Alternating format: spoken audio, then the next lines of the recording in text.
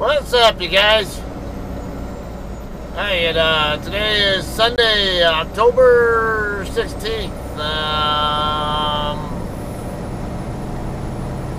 An early morning, right around 5 a.m. Just getting on to I-17 North from I-10 in the downtown Phoenix area.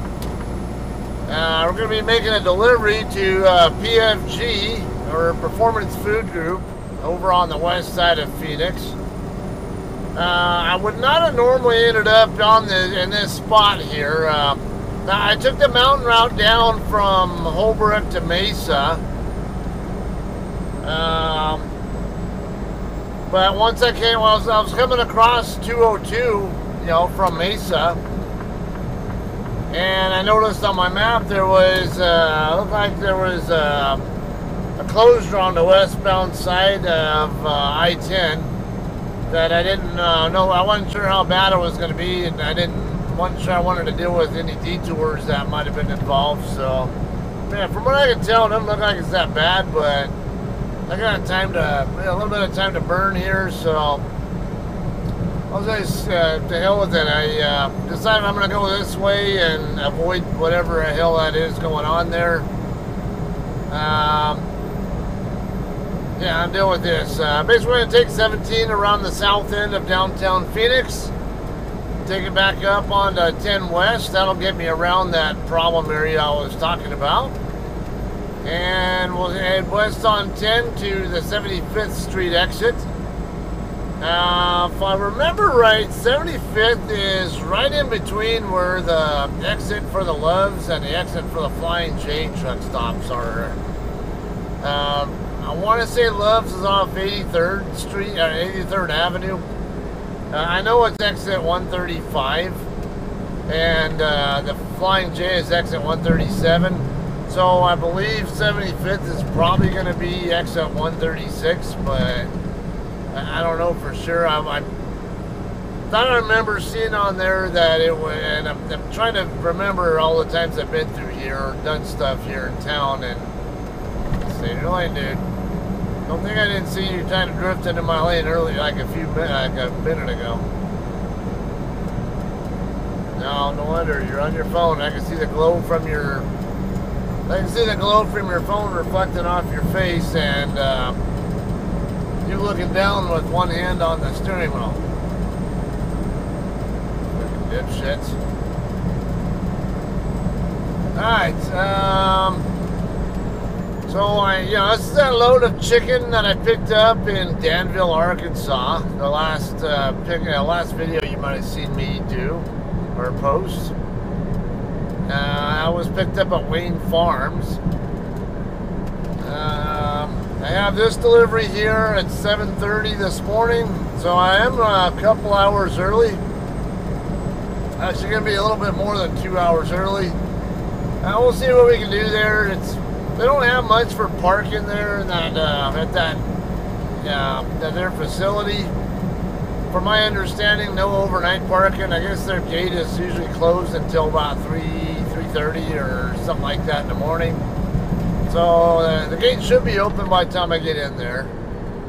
I don't know if trucks are going to be docked in or anything like that by the time I get over there. And it might even come down to needing to find street side parking or something. Now we'll see how it goes. Like I said, it's not a very big location. From what I could tell, it looked like there might have been some, I don't know, probably, not quite a dozen dock doors on the north end of the building, and then looked like there were some more dock doors on the south end, and kind of somewhat small staging areas or drop areas near both ends as well. At least that's what the impression was I got from looking at the satellite view. Yeah, I don't know. But yeah, someone did say that parking is not good there, and some drivers just have to make up, invent their own parking. Let's see, do I need to be in the right lane? I-10 is coming up here, but I don't know if I need to be in the right lane or I tend to not use this road because when they don't have all the construction going on, it's always a 55 zone through here on I-17, but if you stay on I-10, it's normally a 65 zone. So I don't, yeah, and it's about the same distance. So, and really, more often than not, if I'm in this area passing through, I'm more likely to use 202. Pick up 202 over there by pretty close to where the Flying J is at, and take it around the, take it down over to Chandler. All right, they're going to be getting on 10 westbound here. All right, so I do want to point out, for one, I'm a dummy because I ended up shutting down after I picked up this load. I shut down at the Pilot in Roland, Oklahoma. Now, it was that time of morning. I was getting a little tired, and I was already within range where I could get here in 2 shifts. So, like, yeah, I don't need to really push. It's already, we're already less than 1,200 miles out as it is. So, I just figured I'm going to go ahead and park it and, run hours that are more agreeable to me. I tend to like running in the evening and into the early morning. Ideally, I like to, maybe be parked and done with my shift by around 4:30 in the morning-ish, something like that. Yeah, that's when I'm like tired and I'm ready to go to sleep, and so it works out perfect where, once I'm ready to sleep, I can just sit there and sleep as long as my body will actually allow me to. Let's see, yeah, it's not going to take very long here. Anyway, while I was there in Roland, I was talking to a friend who also drives for JCT, and yeah, I was in my truck talking to him, and then I was going to get out of my truck. I think to go grab a bite to eat and use the restroom and all that kind of crap. Well, while he's, I'm just about done talking to my friend, and as soon as I get through, I'm starting to close my door, my truck doors.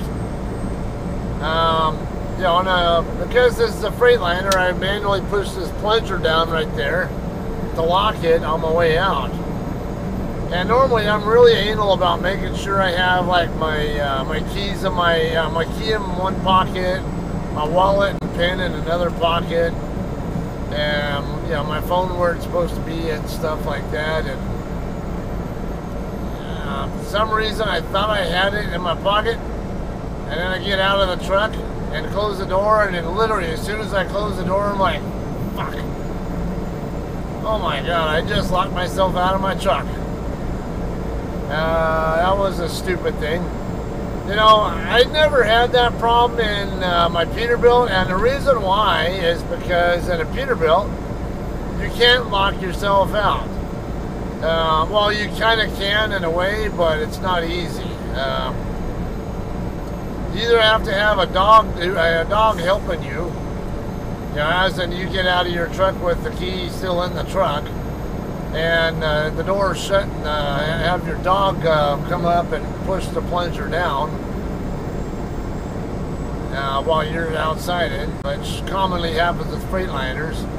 Or the other way, because if the door's open, you can't push the plunger down. The only way you can get the plunger to go down on a Peterbilt, or at least on my 579 that I was in, is to either hold the lever open while the door's open and then push it, or just close the door and then use your key from the outside to close it.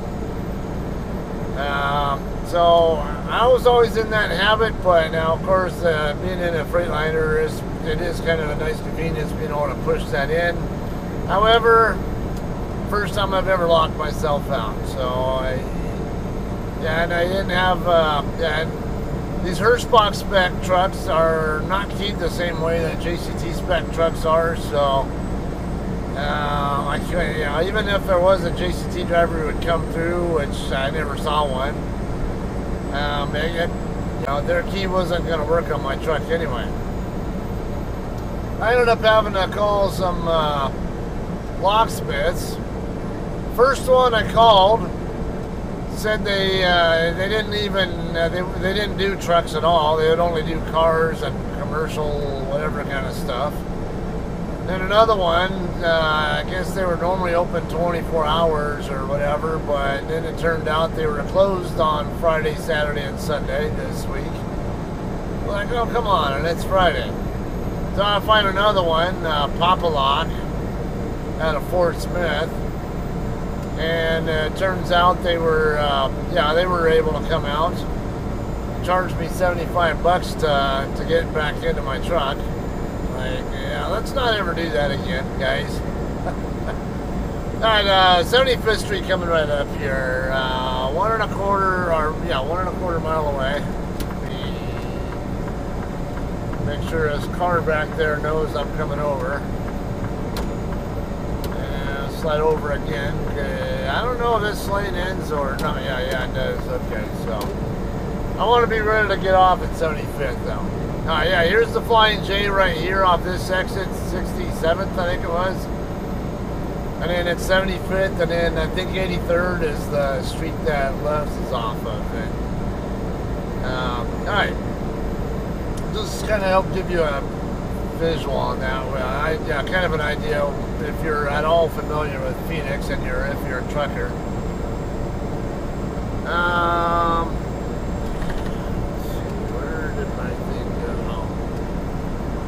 A little bit off on my things there. Alright. Something else here. I didn't catch it when I first got this trailer. But when I went to pre-trip while I was parked in Roland, I went around the back, I got over to the right side of the trailer. Very blatantly obvious. The right rear outer tire had a big ass, probably perhaps a 2-foot long section of tread on the outer groove, the far outer groove, or not groove, but the tread area, in between the outer groove and the sidewall, I would say, that had steel cords showing, and looked like even a couple of them were a little bit compromised. I'm like, ah! Yeah, and they don't have a shop. There's no tire shop there at the Pilot, so yeah, I wasn't very happy about that. And then I'm getting ready to start my shift, and now I have this problem, and it needs to get dealt with ASAP. Yeah, because this thing is all of like 2 seconds from blowing out on me. So I ended up having to stop at the Loves and Weber's Falls. I think it was only about 40 miles that I did, something like that, from the start of my shift. And on top of that, also had noticed that the PFG is not far down here. It's going to be on the left side. That's why I'm in this lane. It's in between Van Buren and Buckeye. Van Buren and Buckeye are two of the major east-west corridors here. Arterial roads here in town.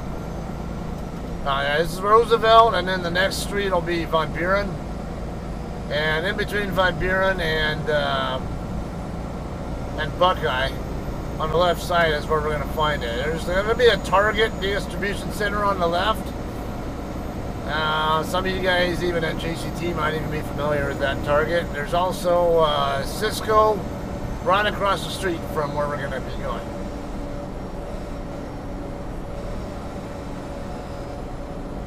I think I saw what I believe to be a railroad siding right in between the Target and DC and PFG. Well, we'll find out here in a second, though.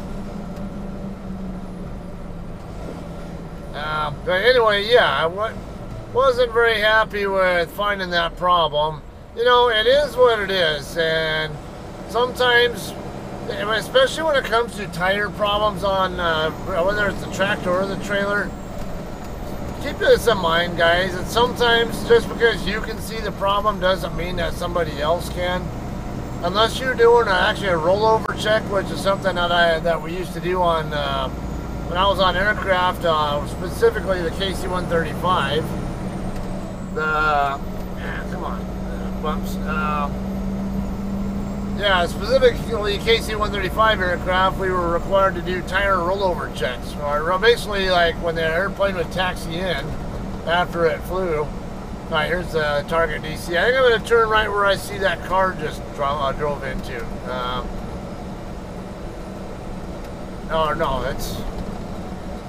No, it's going to be on the south side of these railroad tracks.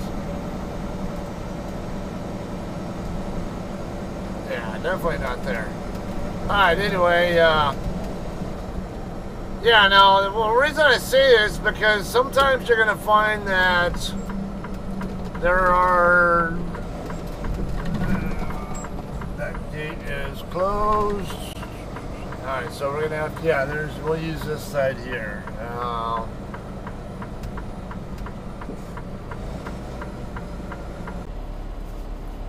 Alright guys, we're all done here. Oh, see that ABS light is on again still, even though I just started the truck, so I gotta figure out what's going on there.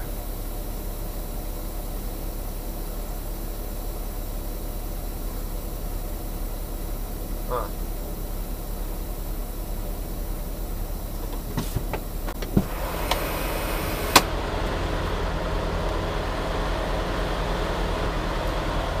Alright, so I wasn't aware that he had pulled my red glad hand. I'm like, why is it still, why am I still hearing it like so much? Alright. So we pulled out. It didn't take that long for him to unload. I think by the time I was right around an hour in, actually not quite an hour in, I'd already gotten a thing for a lumper fee. It was $230 for the whole truck, for the whole trailer, whatever. Yeah, $230 I think it was. Yeah. Time to get doors shut and send my empty call. Alright, so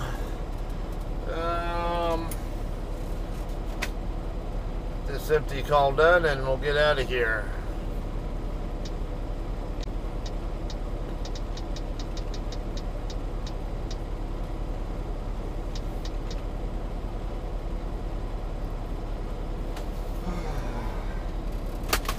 Alright, so I think what I'm going to go ahead and do is fill up this reefer tank and go get my trailer washed out over at Danny's. I tend to go over to the Pilot in Avondale for reefer, and then right behind that same Pilot, you don't even have to leave the Pilot parking lot.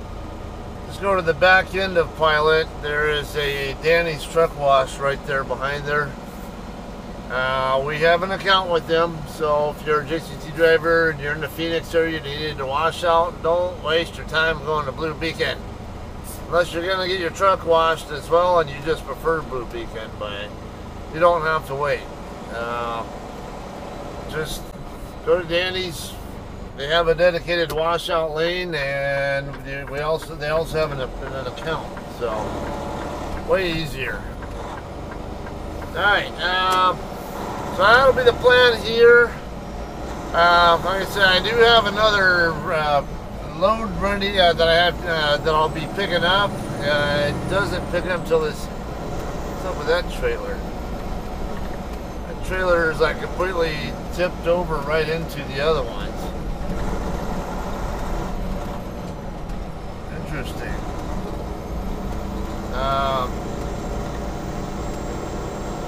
Alright, so I'll be picking up JBS beef load.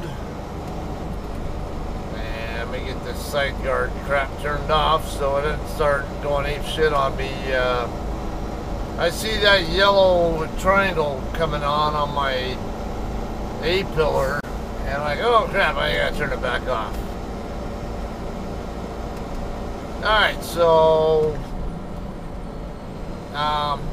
yeah, anyway, yeah, we'll be picking up JBS beef load that is over here on Buckeye, right behind. Like, if I'd have turned left out of there instead of right, the next major street would have been Buckeye. Would turn right there. JBS is right next to our drop yard, the Thermo King facility. Anyway, yeah, that'll be where I'll be reloading at. I might go ahead and do another separate video there. I don't know. Yeah, I don't know how long this footage is, so I might just go ahead and cut straight ahead to that too. I might be able to get all of that in one.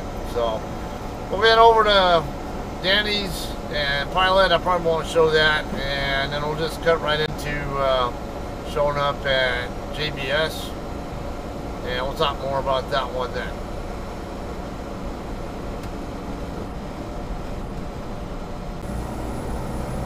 Alright guys, we're on Buckeye Avenue, heading eastbound now from 99th Street.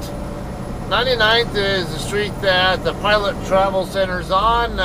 It is also right by where Loop 101 is if you look for it on a map. So we're going to check in on our shipper, JBS. I wonder what that bird was going after. What kind it was. Looked like it might have been a hawk or something. I couldn't tell. Didn't look like it had a big enough body to be an owl, but it kind of shaped kind of looked like an owl, I guess. Anyway, yeah, so this pickup isn't due until 13 to 1500 this afternoon. However, I got a 14-hour clock running down. I got 34 minutes left on it, and and this is a drop and hook shipper, so I just as soon get over here, at least get checked in, drop the empty. If the load's ready to go, also great. If not, no problem. There's a staging area right here I can park in. This is a JBS right here, by the way. I do see another JCT bobtail sitting over here in the staging lot. So yeah, if the load's ready to go, great. In fact, I might even just come out, and then if the load is ready, I might just get it and then come out and park in one of these staging spots, do my 10-hour break, and then get out of here after that. That way I don't have to worry about wondering if there's parking available at any of the truck stops. Sunday in the Phoenix area. On a weekend in metro areas, it's always a pain in the ass finding parking. I'd rather not deal with that. There's a silver Freightliner, JCT spec, looks like 3667. I've seen that guy before. Looking down, not even noticing. I don't remember that guy's name, but I believe I've talked to him before.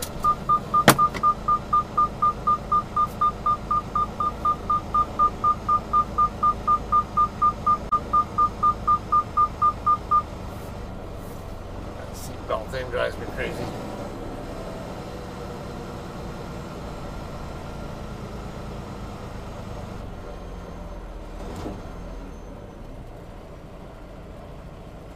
Okay, I don't know. I've seen this guy before.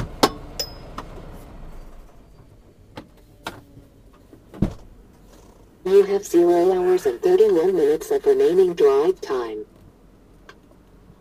Morning. Morning. Let's see. You need a load number, right? No, I was thinking, you picking up or you dropping off? Doing that pickup. Alrighty. Is it empty? Yeah. I'm just about giving it a inspection. Just turn the reefer on and open the back door for me. Alright, so we're going to go ahead and drop her empty and then go get checked in. Let's see, I have had times where this, actually, I don't think I've ever picked up a load out of here and been late. I might have been one time late getting out of here, but it wasn't by much if I recall.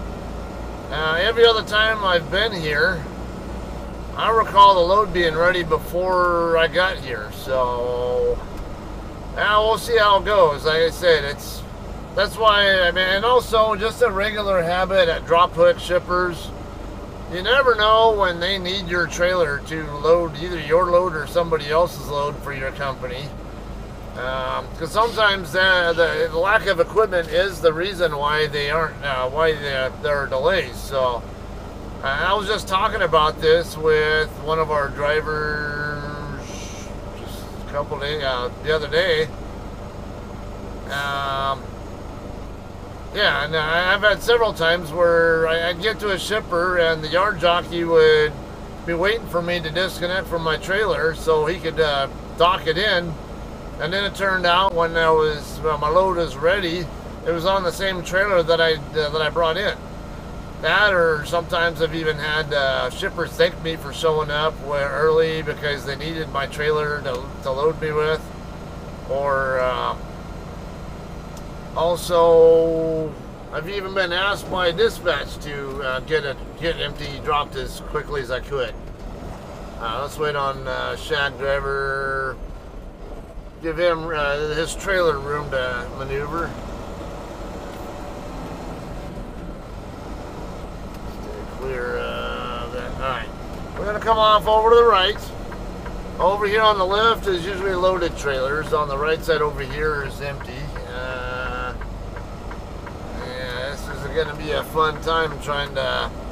I mean, it's a muddy lot, and I'm not a big fan of tracking mud all into my truck, but what can you do? Alright, how about we have some fun here with this one? Yeah, that'll work. Alright, R.E. Garrison will make it a little bit of a challenge, so I'm going to go a little bit further down before I start my turn. Wait till I'm about parallel with that R.E. Garrison trailer, and now I'll come straight back. Don't even steer. Look at that trailer, just going right in there like butter.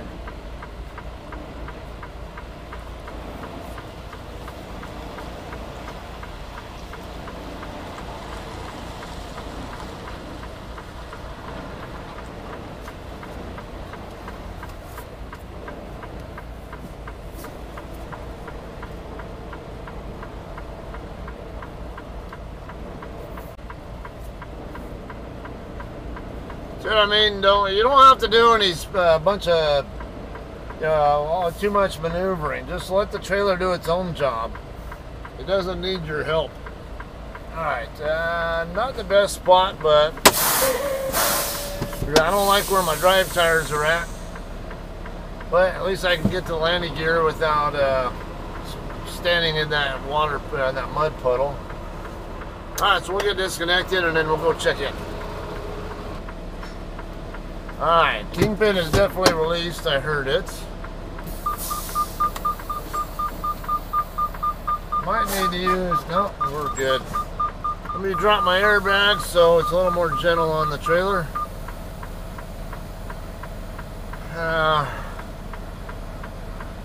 Alright, so yeah, going back to that whole thing with dropping hooks. I remember with Sierra England, I remember doing a Smithfield load pickup. I don't remember where I was at.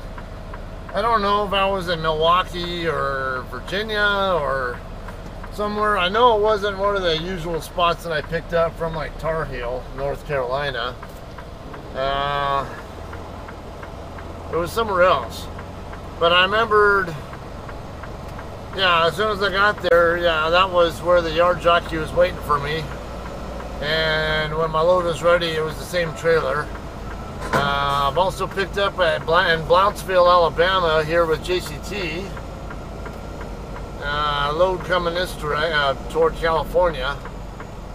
And that was like a 1300 pickup time. I got there at 0300, like 10 hours early. And that was where they thanked me for bringing it early, because they said they didn't have any empty JCTs available. So they told me go ahead and just park over in the drop lot and stay hooked up to my trailer. And they said about 7 or 8 a.m. start pre-cooling. And oh, this is gonna be fun.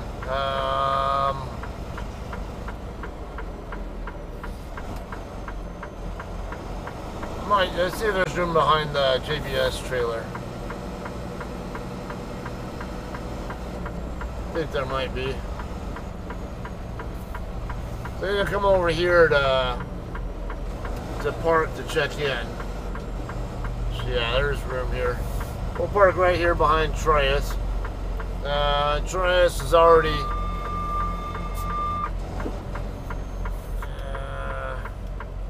well, he's getting ready to move, so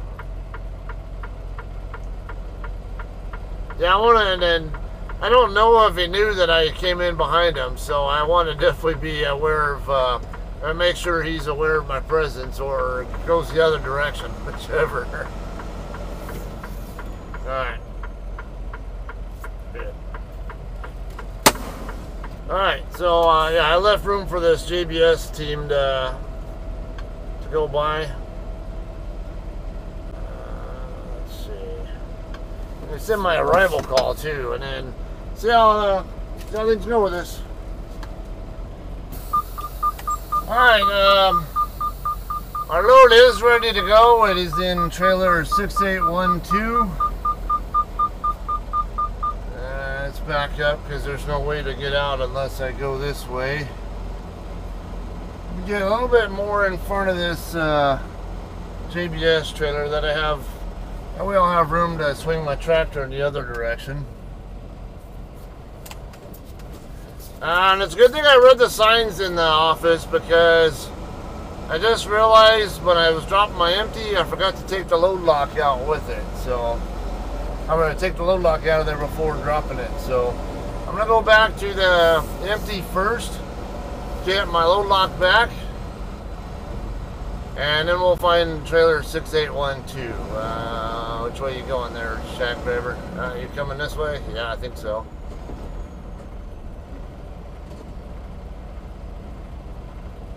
He's swinging like way wider than necessary, but it's alright as long as he's being safe.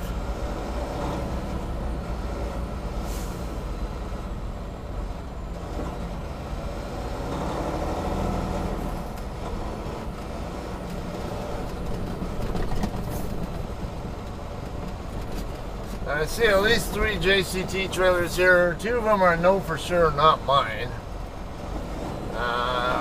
7285 and another one over here I saw that I know also was not my number there, 7438 or 9 or something along that line.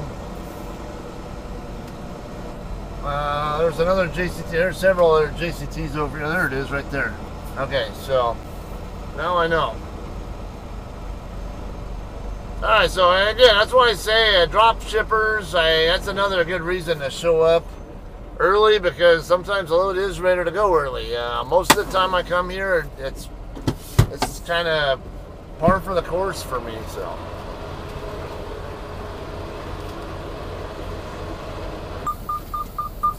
alright, we'll get hooked up, and let's see if that trailer ABS problem repeats itself on another trailer. It's a little bit coincidental now that there's more than one trailer, or at least seeming that it's more than one, because they said my ABS light was on. I was swore when I was on my way into the shipper with the previous trailer that I had, and it was also on with this trailer that I just dropped.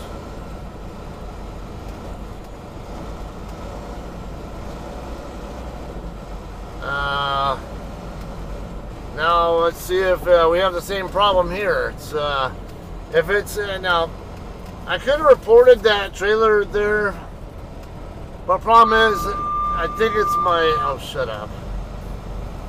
I'm more apt to believe it's the tractor, because I swore I had the same issue with a different trailer, which tells me that the common cause is the tractor. So yeah, that could be the pigtail or something else going on with the electrical side of that on the tractor end of it. So I want to see what goes on here with this one, and if it does repeat itself, I'll probably stop by our terminal on the way. This trailer is sitting high. Alright, so this is where having those raising airbag thing, raise my air ride suspension up above normal height is, oh yeah, I can definitely feel it. I can definitely feel it pushing up on the trailer, and I can see it on the indication as well. So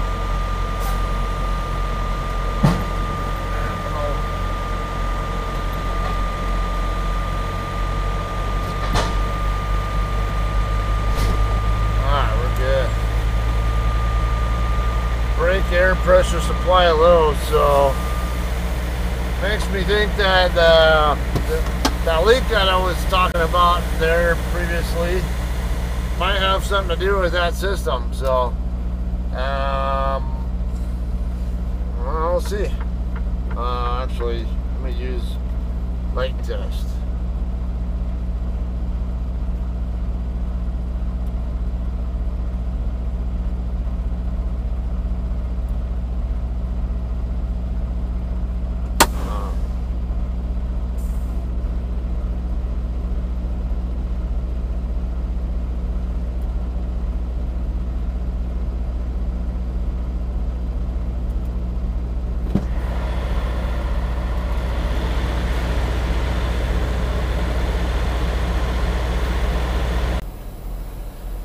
Alright, so there are little nuances to this truck that I still gotta learn. Like my light test switch, I was wondering why it wasn't working. I think I just figured out that I have to have my my running lights on at the least for it to work. Alright, so my tandems are at the 41.5 foot mark. I mean, it should be fine for all of the states that I will be taking this load through. However, I'll probably still want to slide them to 40 feet just in case, because I don't know. Let's see. See what my weights show on the gauge here when I get over here to a flat area. I didn't want to slide them right there because in mud, I can't guarantee that the tandems will slide without the tires skidding through the mud. So I'd rather slide them here on asphalt, where there's a better chance that it'll stick.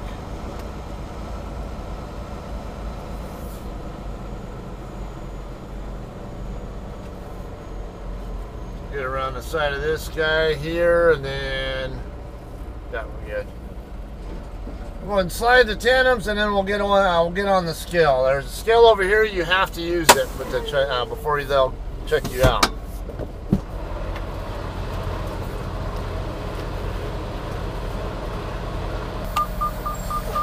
So one of the things I do like about here,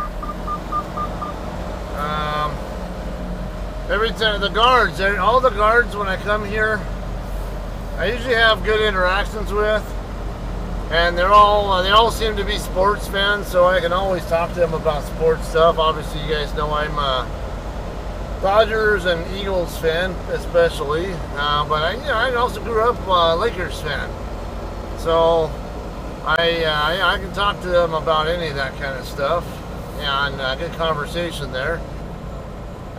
Never had bad interactions with the guards. And then the girl in the office there, heavier set, a black lady, young one, she's super nice. I've dealt with her before.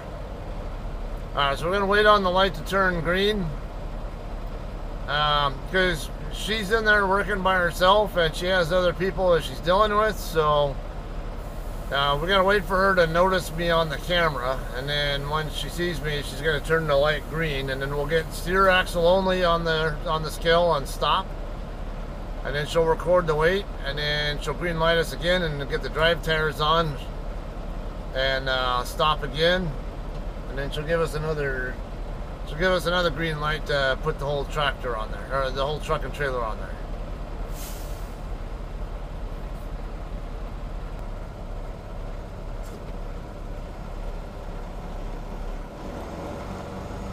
Alright guys, we're finally done scaling. I think she might have been busy checking one of the other drivers out or in, whatever. Also, did take a little bit, but she did eventually get to me with, just stay there patiently.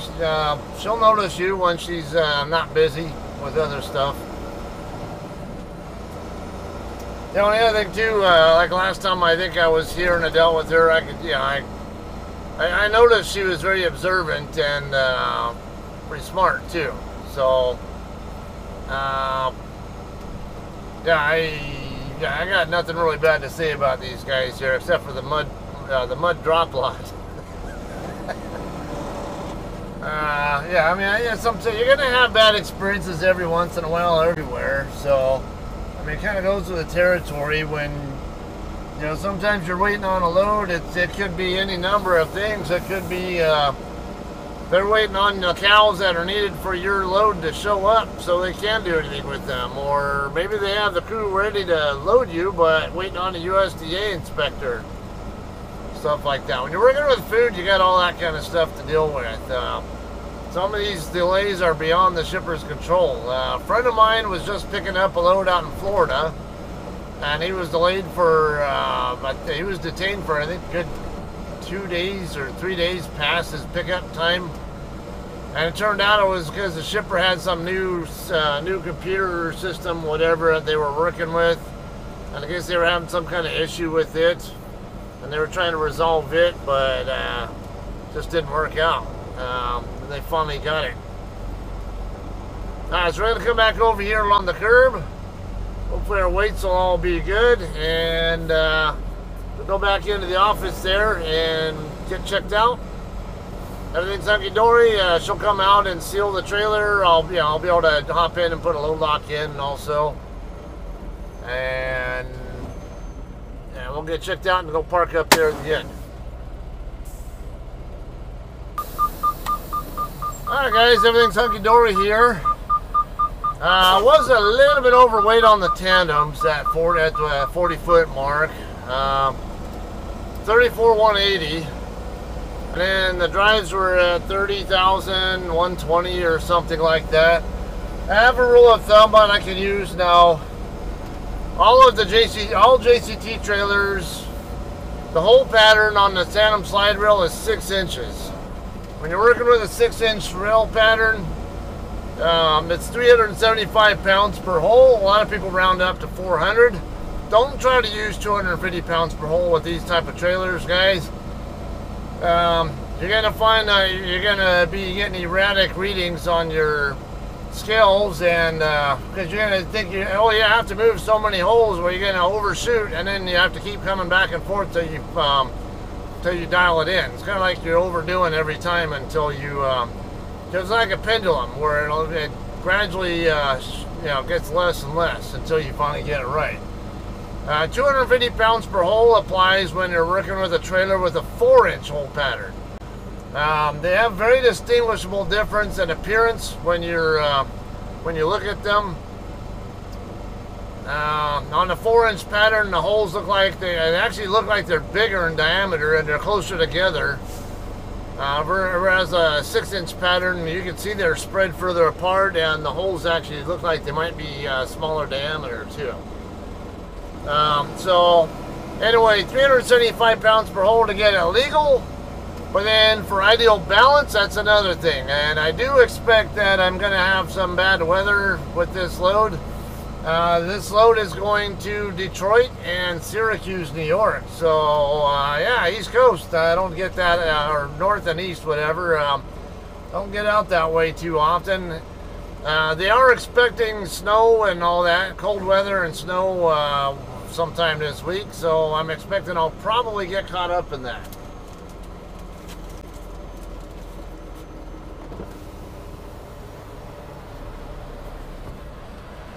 Need all the bills or just gate pass?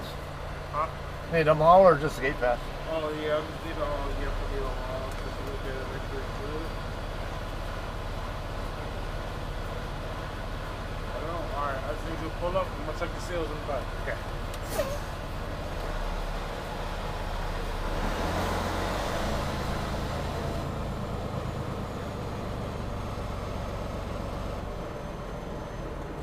That mirror drives me nuts.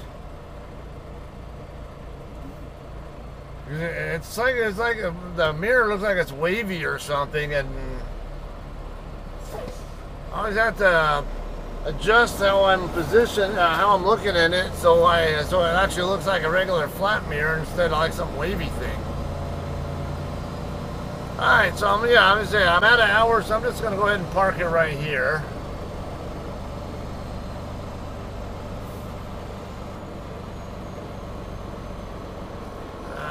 Maybe in park next to him, send my my departure and loaded calls, because I know my weights are good.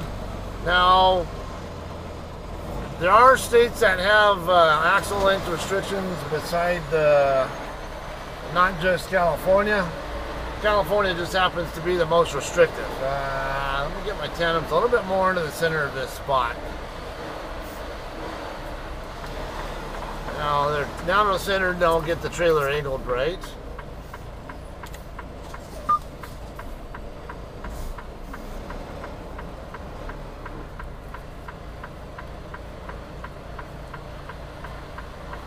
We'll just call this home for the next 10 hours.